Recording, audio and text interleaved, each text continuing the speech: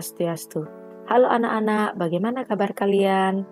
Nah, kembali lagi bersama Ibu Puspa, kali ini pada mata pelajaran IPA untuk di kelas 10 akuntansi. Nah, pada kali ini Ibu akan memberikan materi tentang ekosistem dan interaksinya terhadap makhluk hidup. Adapun tujuan pembelajarannya sebagai berikut. Nah, anak-anak, adapun submateri yang akan kita pelajari terkait dengan ekosistem ini yaitu yang pertama satuan-satuan penyusun ekosistem, kemudian yang kedua itu ada komponen-komponen penyusun suatu ekosistem, kemudian yang ketiga itu ada macam-macam ekosistem. Nah, jadi ini semua subbab materi yang akan kita pelajari di pokok pembahasan ekosistem. Nah, kira-kira di sini ada yang sudah tahu belum apa itu yang dimaksud dengan ekosistem?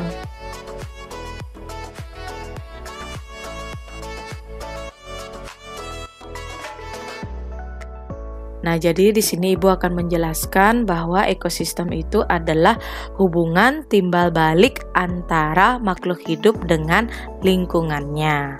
Nah, seperti misalnya di sebuah sungai itu terdiri dari ada beberapa ikan-ikan di sana, kemudian ada beberapa hewan lainnya.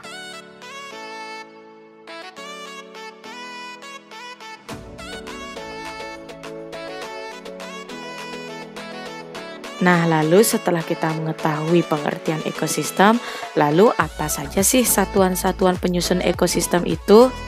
Nah, satuan-satuan penyusun ekosistem itu terdiri dari satu, itu ada individu, kemudian kedua, ada populasi, kemudian ketiga, itu ada komunitas.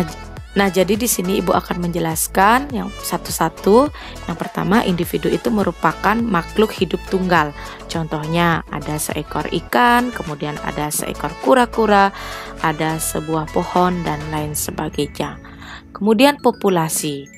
Populasi itu adalah sekelompok individu yang sejenis mendiami suatu tempat tertentu. Contohnya sekelompok ikan dalam suatu kolam. Kemudian ada sekelompok kaktus di gurun.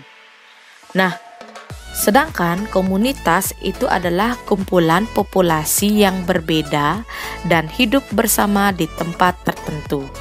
Nah, ini contohnya seperti komunitas laut. Jadi di sana ada sekelompok ikan.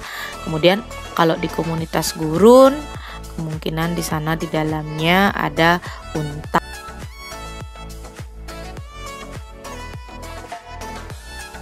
Nah, lalu sekarang apa saja sih komponen-komponen dari ekosistem itu?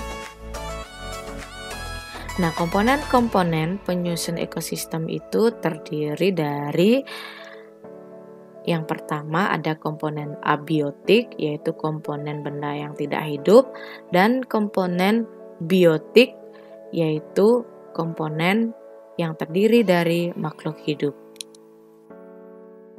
Contoh dari komponen abiotik itu ada tanah, kemudian ada batu, kemudian ada air, dan cahaya matahari. Nah, sedangkan untuk komponen biotik itu contohnya ada tumbuhan yang berperan sebagai produsen, kemudian ada hewan dan manusia yang berperan sebagai konsumen, kemudian ada cacing, jamur, serangga atau bakteri yang berperan sebagai decomposer.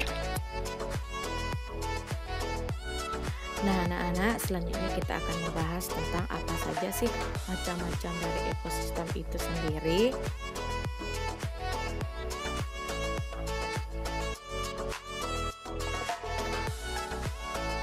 Nah, macam-macam ekosistem itu secara umum ada ekosistem alami dan ekosistem buatan.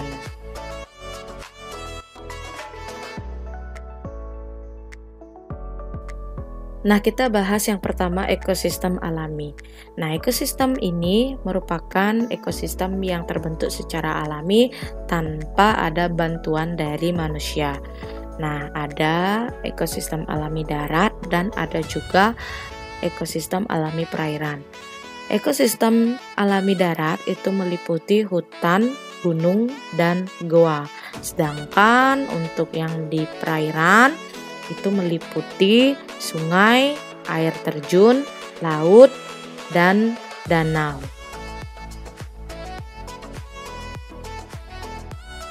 Nah, untuk ekosistem buatan itu merupakan ekosistem yang dibentuk melalui campur tangan manusia.